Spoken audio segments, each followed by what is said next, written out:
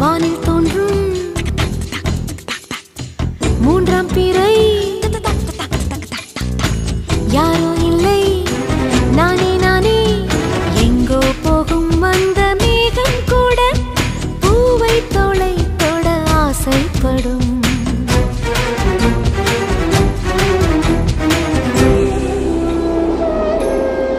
யார் யாரோ யாரோ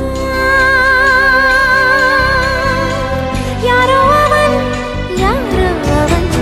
சன் சன்